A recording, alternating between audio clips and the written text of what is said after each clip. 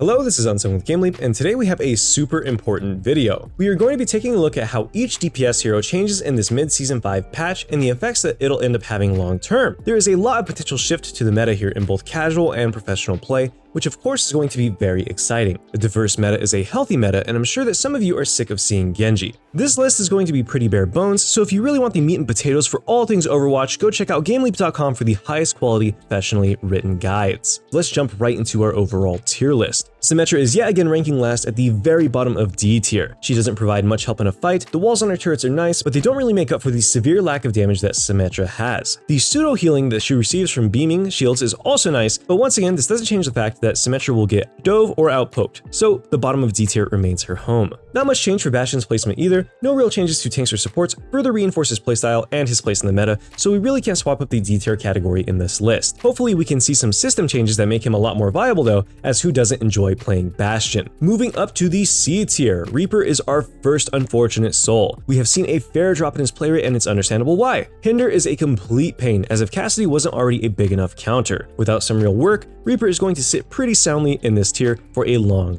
time. Next up for C tier is Junkrat. This is kind of surprising, right? Nothing really changed other than the realization that Junkrat is incredibly underplayed. Junkrat is ineffective even in brawls, which should be his home turf. There also aren't exactly great picks that synergize well with him, and unfortunately that's what you're looking for in most great DPS picks. Heroes that work well and against most composition are what make a really solid DPS, and unfortunately Junkrat just doesn't have that. Welcome to C tier. Genji is next on our list. Genji doesn't really perform super well in the current meta. Snipers, which Genji normally does pretty well into, doesn't really make up for the fact that there are too many Genji counters in the game in meta currently. So even though Genji does quite well into snipers, he's still kind of struggling. Most of the time, you will be better off playing Genji on sniper maps such as Junkertown instead of dive maps like Gibraltar to give your team the advantage grabbing space otherwise unobtainable. While Genji is obnoxious to play against, especially the really good ones that study the blade, he just doesn't perform as needed to really make an impact. The turret nerfs are solid for Genji though, allowing him to move up just a bit to the top of C tier. Now on to B tier.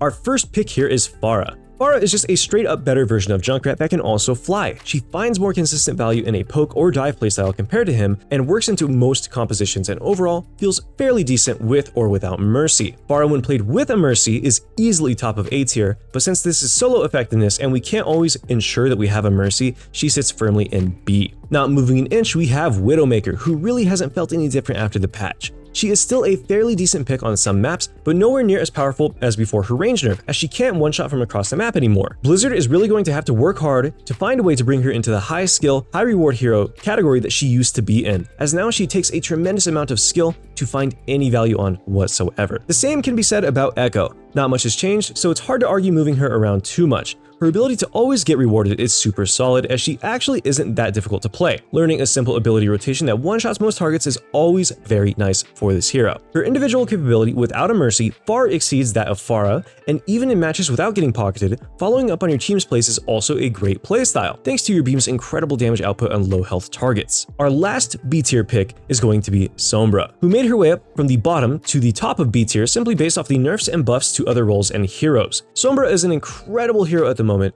we just have to communicate our engages when we play her. Hack is such a strong utility skill that we constantly have access to that makes her both super valuable and super annoying to play with and against in about any composition. Now for the A tier. Cassidy isn't quite as strong as we expected him to be. He is still an amazing pick. Hinder is still an absolutely insane ability, but it's actually surprisingly difficult to hit this, especially in close range. We placed him almost at the top of A tier the last time, and now we're dropping him to the very bottom. Still in A tier, but not quite as strong as before. If you aren't interested in picking up Sombra, he does a really good job in fulfilling her role as an anti-engage or crowd control hero. Torbjorn is straight up broken. The turret nerfs turned out to be pretty insignificant if we play him for his actual weapon. The left and right clicks were already our strongest option, as we could get into the front line outputting huge damage with a shotgun, as well as snipe people off to the side with our left click. His turret will still fulfill the same job of poking down flankers or any enemies in its line of sight mid-fight. It just won't be as lethal damage as before. Flankers are still going to have to waste their precious cooldowns to get past the turret or to break it, so Torb is certainly still really strong in A tier. And for our first actually buffed hero, Soldier has made his way from C tier to A tier. Let's explain why. Soldier has proven to be quite a balance issue. Numerous nerfs and buffs give this hero a tumultuous past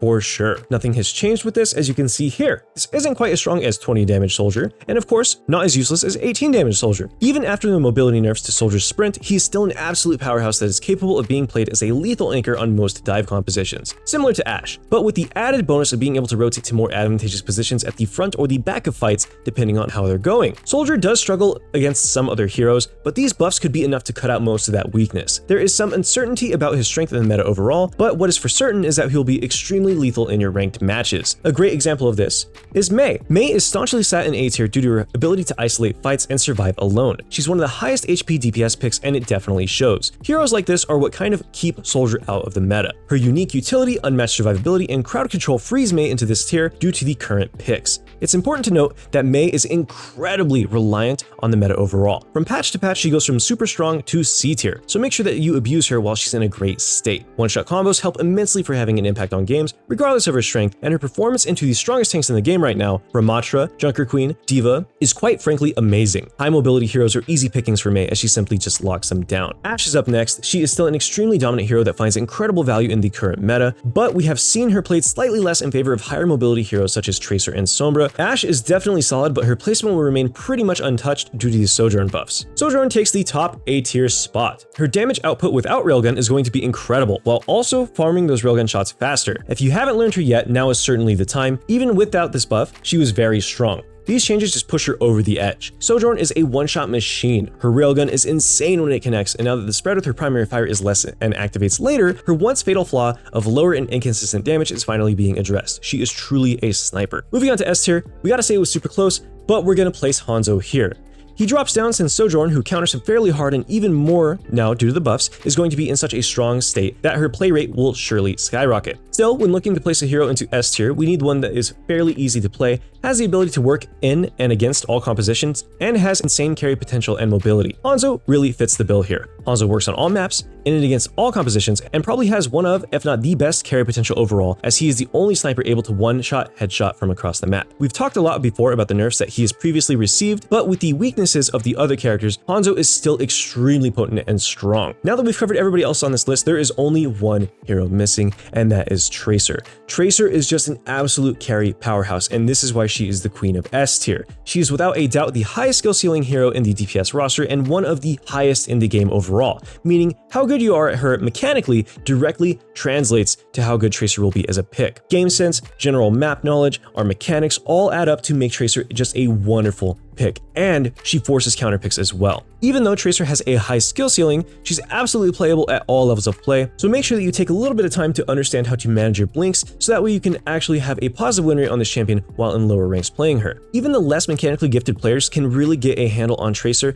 and solo carry games. Just an overall incredibly strong hero that is always going to be really strong without any sort of significant work. Anyways, thank you all for watching. I personally am always happy to see a stale meta get changed up, and I hope that you are all too. If you want more in-depth guides by our top-tier professional coaches, make sure to check out GameLeap.com for all your competitive gaming needs. I hope that you all have a wonderful day. I'll see you in the next video.